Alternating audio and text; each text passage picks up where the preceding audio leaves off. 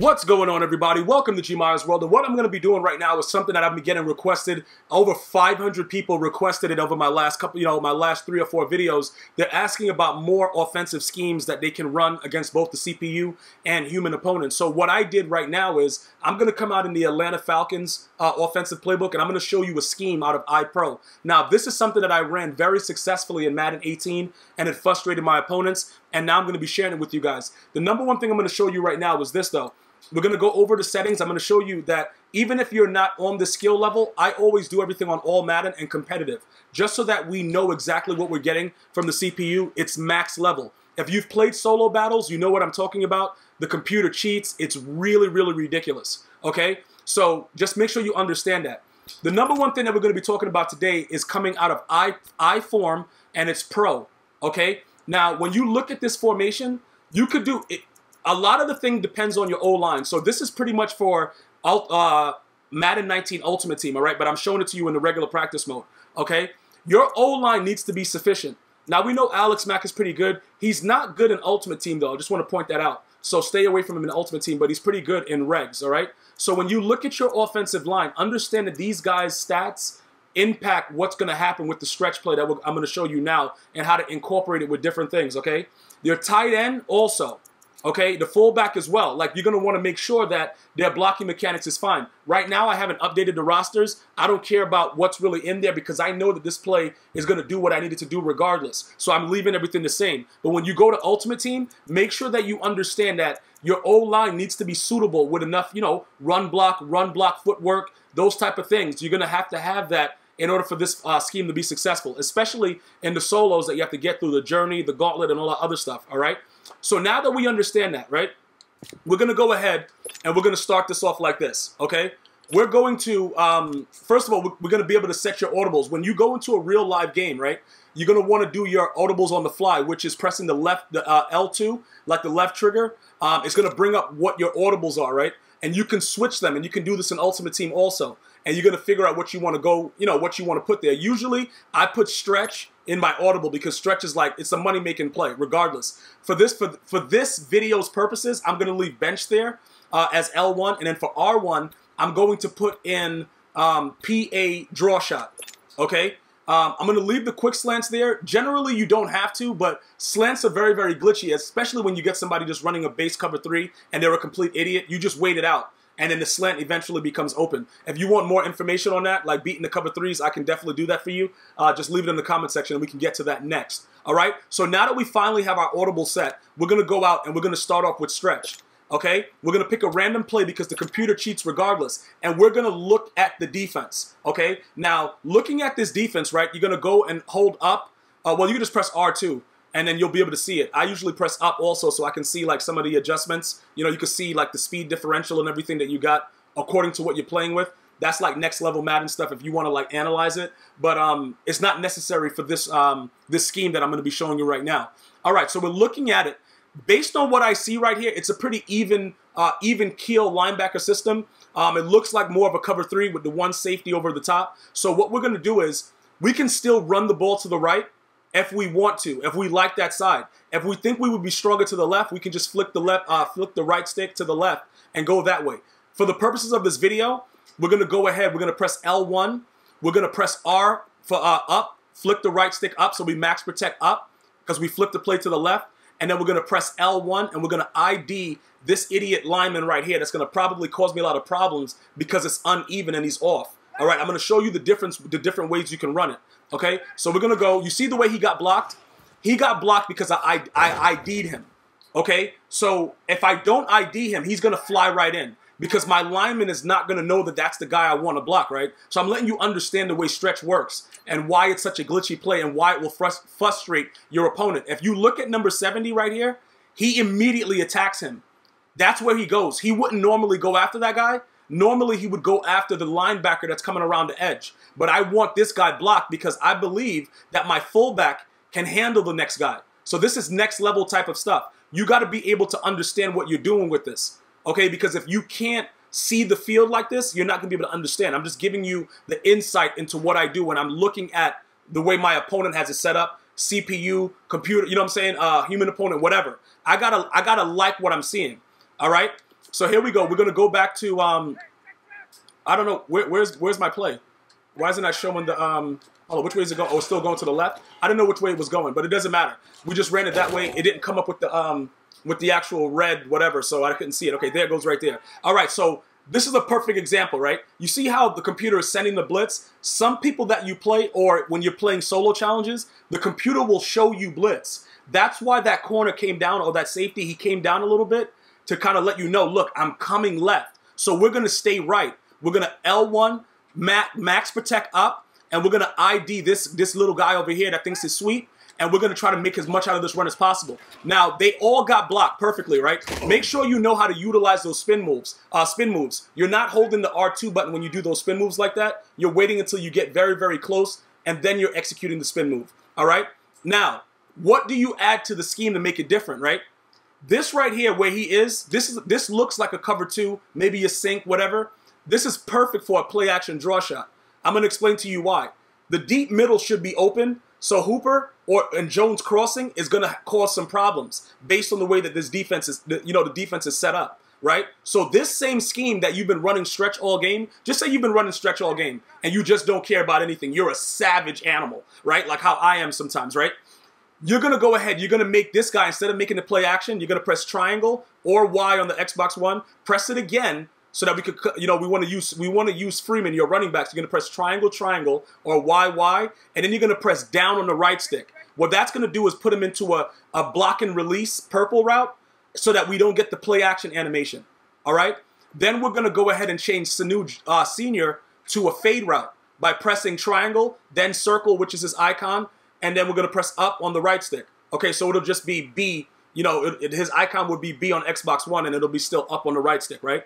So what we're going to be looking for is either X to get open right away. If X is not open right away, we'll be looking for Jones, or we'll wait for our release player, who is Freeman, okay? So right away, we know what's going on. If we throw it there, okay, we threw it right into traffic crazy because the pressure was coming down, but the way that was set up, we could have thrown it earlier and made it a low pass. So I'm going to do that real quickly. I'm just going to do everything really fast so that it's set up again the way I just explained it, and then we're going to go after it regardless of what the play is. You have to be able to see exactly what you're trying to do.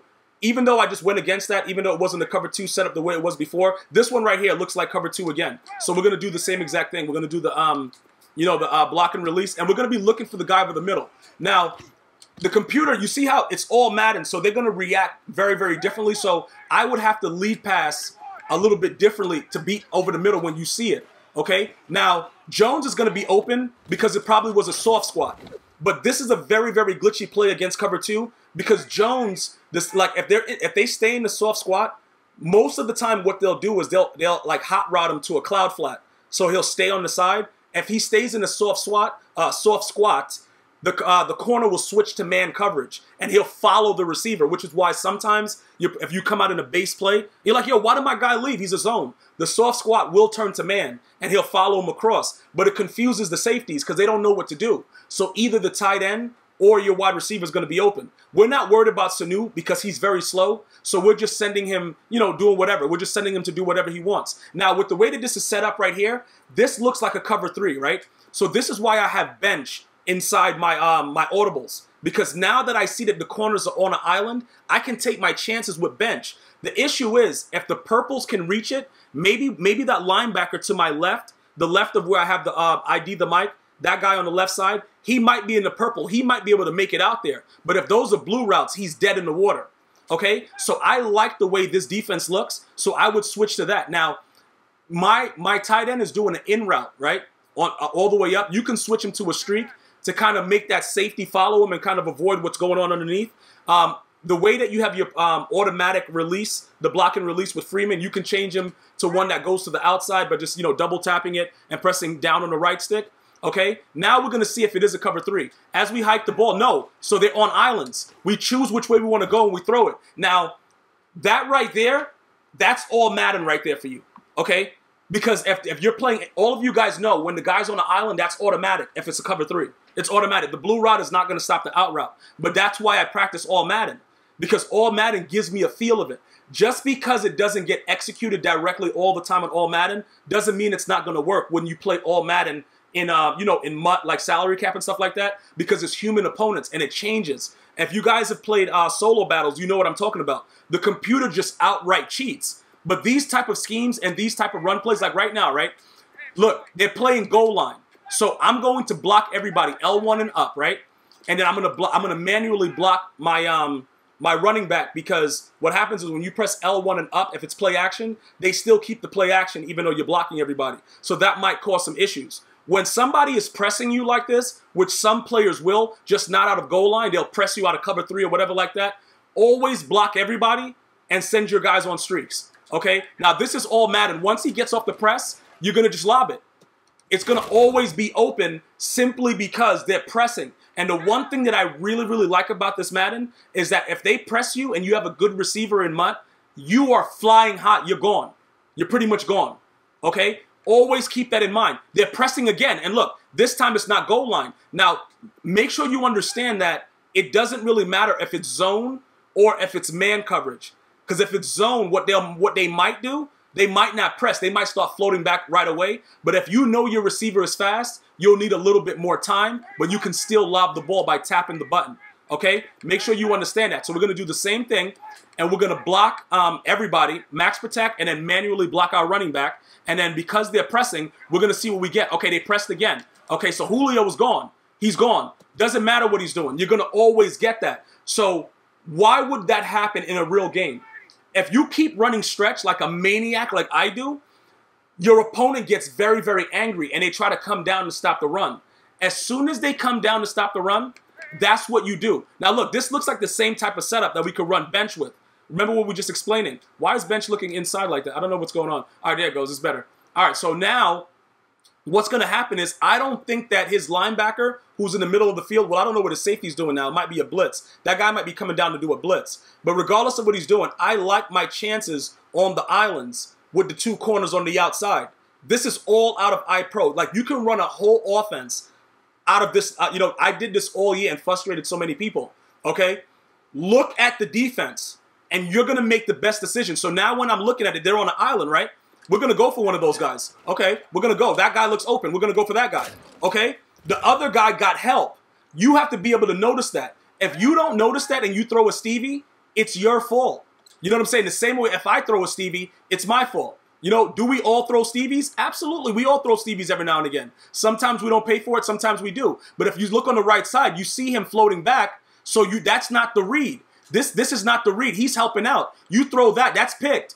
That's going back for 6. If both of them are covered, you're looking for the tight end. If the tight end is covered, you're looking for your block and release with your running back, because he's still going out also. You see what I'm saying? You see. That's why we keep the blue route when we're doing these plays, because we have to have options. But obviously, we see how it goes. The tight end gets followed by that guy. Then the safety floats back to help out on the tight end. Okay, so while he's helping out on the tight end, you got a man on the island. You got Julio Jones and Mutt. He's destroying anyone that's over there trying to play him one-on-one. That's disrespectful. So he's going to get that footwork, and he's out with it. You see what I'm saying? So that's pretty much what you're looking to do. You have to make sure that you're reading everything out of this formation. So now this looks like a cover 2, right? Okay, so we're going to go to PA draw shot. We're going to put him on a block and release. Okay, Julio Jones is still crossing, and we're going to streak the other guy. Now we have to see. It looks like it's man-to-man. Okay, but Julio, I could have got that was going to be a dot. That was going to be a dot. Hooper's kind of slow, but it turned out to be man-to-man. But Julio was wide open. You saw he was wide open. What you can do in some cases, like when they're backed off like that, and both of the safeties look evenly spaced, it's usually a sink cover 2 type thing. Okay, that's when you try to dot them with the crossing and all that kind of stuff like that. If you need more blocking, you can just realistically just block the guy all the way. You know what I'm saying? You don't have to do it. Look, he should be gone, but he's not fast enough. If you have a faster tight end, that's butt naked all the way up the field. You can high point it all day long. Okay? But, okay, now they're pressing again. This is a very, very good example, right? This might be an all-out blitz. It might not be. What would I do in the situation? I would gauge it, because even if it's cover 2, it's pressing, and I know I have Julio on the other side. So I'm going to block everybody and see what happens, because I can still beat that safety over the top if it's the press and release and I get off of it in time. Okay, so they're not sending the blitz, all right? We can still go inside to Julio. All right. That time the computer went in there, they played. Was that Ladder Daddy? Yeah, that's probably why that happened like that. But that was straight cover 2. Now they're off a little bit. So we're not going to streak him anymore. We're just going to do the press and release, and then we're going to see what happens. Okay, they let him go. They let him go. They let him go. They let him go. Oh, I was about to throw a hot one. You see what's going on? I'm going to get block shedded, but that's fine. I want you to work on this concept. Okay, back to cover 3. It looks like it's cover 3.